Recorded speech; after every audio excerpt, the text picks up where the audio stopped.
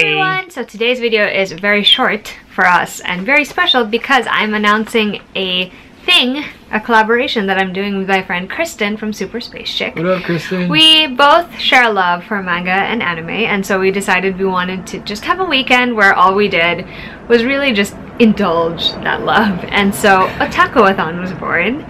Essentially, our goal is just to read a lot of manga and maybe watch a lot of anime, or a bit of both, you never know. But we're very, very excited. So the important thing that you need to know is that it's happening from March 1st, which is a Friday, until March 4th, which is a Monday. And you can spend as much time as you want reading manga or watching anime, which is very exciting.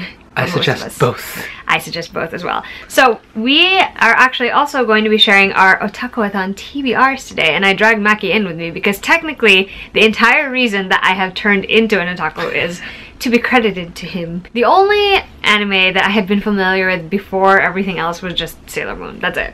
Yeah, and it's a gateway anime. Yeah, it's a good gateway anime. A lot of people, but it isn't quite. And for some people that's enough to like kind of hook you. But for Alexa, it wasn't quite there yet. Until the few things he gave me, specifically Fushigi Yugi, which is my all-time favorite, Magic Knights Ray Earth, and Cardcaptor Sakura. Those are the three that he pinned to me. I am high-level clamp trash. Well, maybe not as high level. I mean, some people like RG Veda and a couple of other clamp stuff. So maybe mid-level clamp trash. It's really exciting that we get to celebrate our love for these things, and we hope to do this semi-regularly since we're always behind on all of the anime and all of the manga. So the other thing that you need to know about this is that you can use the hashtag OtakuAthon to share your reading and your watching during the event, but also if you wanted to share your TBRs as well, we would be happy to see them. And if you wanted recommendations from either one of us, then you should definitely let us know. So without further ado, we're going to hop right into my TBR, which is geared around the reading challenges that we came up with for this one. And we have 1, 2, 3, 4, 5, 6, 7, 8 reading challenges. Ooh. Which is a lot, but you could also double up on a lot. I'm playing a lot of PlayStation 4 lately, so I'm like, side quests, challenges, yes, 8. Okay. Cross them off the list. So the first challenge is your most recently acquired manga. And for me, technically I could probably acquire more before this event starts, but the latest one that I acquired is actually the latest volume of Yona of the Dawn. This is actually volume 1. I just didn't want to hold volume 16 up because spoilers for me. I have watched the anime. This is animated through volume 9, like halfway through volume 9, but I have yet to actually read the manga, so I intend to fully do that during OtakuAthon because I love it so much. The story is about a young princess whose cousin has a nefarious plan that results in her father's death and her being chased out of their kingdom. And in order to gain back her rightful place, she has to go and find these 4 legendary dragons. And it's great, guys. It's so good, except for the part where she doesn't realize that she's in love with her. Anyway, I will definitely be reading that if I don't acquire any more new manga. The next challenge is to catch up on a series you're behind on. So this is also the most recently acquired manga that I have, and I say recently meaning we went on a binge. The tiny one-shot mangas don't necessarily count for me per se in terms of OtakuAthon, so I present to you the Tsubasa Chronicles Omnibus Collection. That's right, we hunted down every piece, about 12 volumes thereabouts, sitting on the shelf. This alone should keep me like busy. Yep.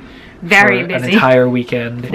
So we could stop at this, so we'll see. It's actually a combination of a lot of Clamp, and by Clamp I mean the media company studio that created titles that we know and love for those of us who are familiar. Cardcaptor Sakura, Magic Knight Ray Earth, X, RG Veda, and a bunch of others. What is it called? XX-holic? XX-holic, yeah. The Tsubasa Reservoir Chronicles is sort of like a mishmash of all of those titles put together. Put all those universes and put them in a blender, and then make alternate universes out of whatever comes out of the blender. So good. And that's what this is. The anime was really fun. The anime was great. We're not even done though. It starts out with everything any Sakura and Shaoran shipper ever wants, and then ruins it as the premise of the entire show. I'll probably delve deep into this. So the series that I'm going to catch up on is a series that I have talked about before. It's Otaku, Love is Hard for Otaku. So I've actually read the first volume, and it pretty much covers most of the first season of the anime. What I'm going to do is read volumes 2 and 3. Oh, These fun. like fly by for me. They're essentially about 4 friends who are also co-workers, and by day they're just like regular office workers, salary in Japan. people. And at night or outside of the office, you realize they're actually full-on otaku. Hardcore. And it's amazing. It is so funny. It makes me smile a lot. All of the references are really great, so I'm really excited to catch up on this. Category number 3 for the reading challenges is adaptation of a manga or an anime you loved. So you're either gonna watch the anime version of your favorite manga, or you're going to read the manga version of a favorite anime. I'm gonna look through the entire Gaku and Alice series. Alice Academy, for those of you who might be familiar, it masquerades as a child's kind of anime when really it gets kind of really dark. It's a world where people develop something called an Alice, which is basically code for a special ability or a quirk or a mutant power, basically. And it centers around a girl who just really wanted to follow her friend into the academy. Her friend who happens to have an Alice, which is super genius stuff. And then out of nowhere, she gets accepted, and that's part of the mystery. Why did she get accepted? She doesn't seem to have any noticeable Alice. She meets a bunch of friends, makes a lot of new relationships, some of which Alexa will live and die for. And so and I plan to binge all of that on top of Tsubasa Reservoir Chronicles. I guess I gotta start now. I'm starting with OtakuAthon early. Just so I can make it on time. I mean, the point is not to like cross everything off your list. It's just to read a good chunk of them. So you can start whenever you like. In my case, I think I'm going to be watching the anime for Orange because I really, really love that series. It's basically about a group of friends who one day they get this note, this letter, each of them, and it tells them that they have to do all they can to save another friend who is going to commit suicide.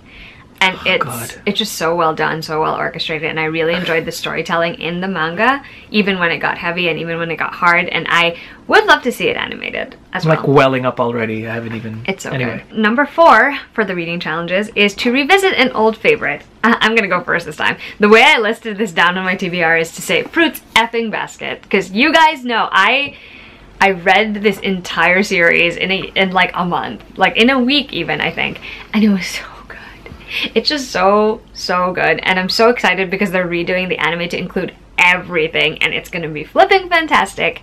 I've said this a million times, but if you don't know, the entire premise of Fruits Basket is there's this girl named Toru, and she lives in a tent on this big piece of land, and the land is owned by a clan called the Soma clan.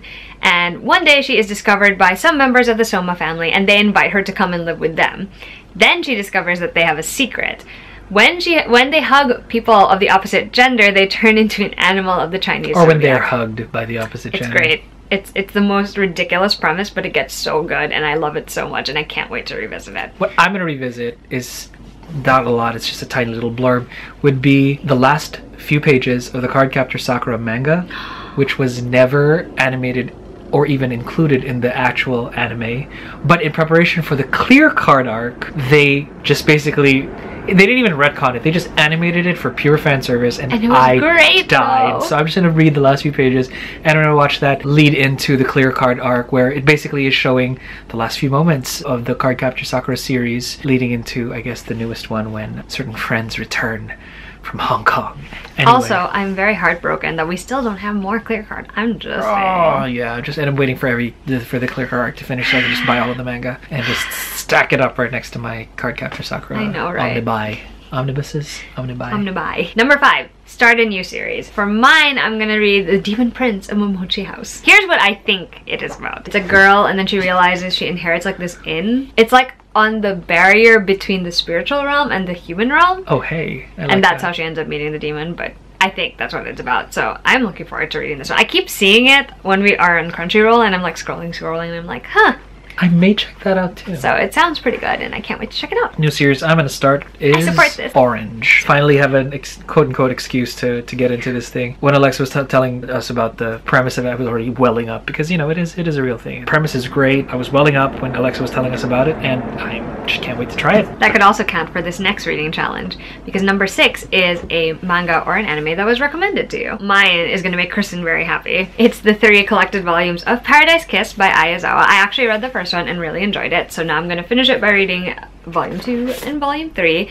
This is about a girl who ends up crossing paths with these fashion students and being roped into being their model for their show. So fun. And it's such a simple premise, but it's such a fun one, and I really am excited to see where it goes. Plus, there's a romantic angle that needs to be explored. Explored, I tell you. My recommended anime would have to be The Ancient Magus Bride. So Alexa has the first volume. She totally got the DVDs So good. / Blu-rays because they're awesome. I just kind of really want to watch them. I've got a long trip soon, and I'm probably just going to grab everything from Crunchyroll or Netflix or wherever. Binge the and I will heck out of binge it them. on my terrible layovers. You have to meet my favorite character. You will know that character when you meet them. Like, you will instantly know it. That's fair. So number 7 is to read another series by an author you love. And technically, I have not read the actual manga of the other thing. But we have consumed But we've consumed it enough to be able to say that this sort of counts, and it's the Genbu Kaiden arc of I'm Fushigi so Yugi excited by for Alexa Iwatase. right now. He has read it already this year, and I cannot wait to read it. Cross that off my 2019 resolutions for the bookish. It just sounds up my alley. It's exactly her alley. Like I know it already. It essentially has the same elements as the story of Fushigi Yugi, which is a girl gets transported into this other world, and then she becomes the priestess, and then she has to collect all these people, and there are stakes, and there's people, and there's death, and pain, and turmoil, and love, and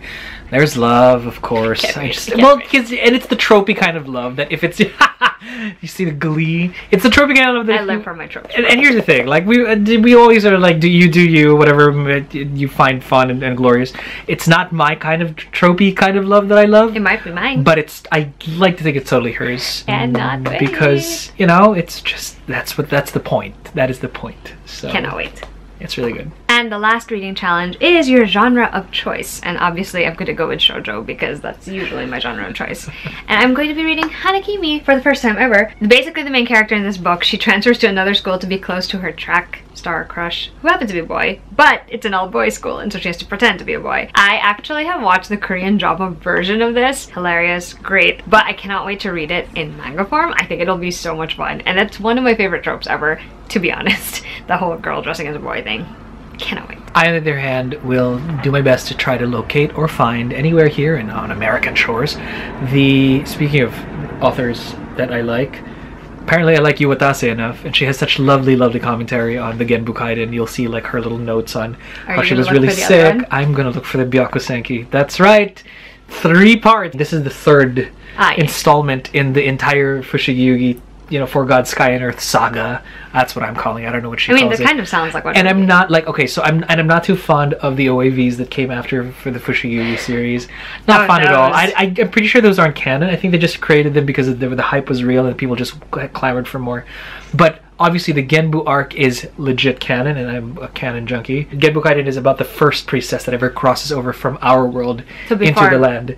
So long before Miyaka. So Genbu's first. Takiko is the first priestess to ever, on the heels of Takiko's adventure, the Byakusenki arc takes place where Suzuno becomes the priestess of Byako in the land of Silo. It's so exciting. It's just, and it's my favorite one. That's my favorite. That's my ship for reasons. Which you will find out. Which you will find out if you consume any of these things. If you consume any of these things. So I'm gonna try to hunt if there's anything huntable. Yes. That's a word now. Anyway, that's all you need to know reading challenge-wise for OtakuAthon. Everything will be listed in the description box, including the dates. There are also going to be Instagram challenges because we love a good Instagram challenge. But those will be announced either down below or on Instagram. And we really hope you guys will join us for OtakuAthon. It's going to be a fun, casual thing where we can indulge in all of our love for manga and anime, and I cannot wait, Kristin cannot wait, Mackie cannot wait. Cannot wait for you guys to join us. So remember, it's March 1 to March 4. You can read as much or as little as you want. If you want recommendations for any of the categories, we will be more than happy to give you whatever we've got. Also, if you guys want to watch more anime versus reading more manga, like the complete opposite of what I'm doing basically, I highly encourage it. I mean, a good anime binge is always recommended. Catch OtakuAthon, casual reading and watching, but intense and formal fandom. Till next time, guys. Bye!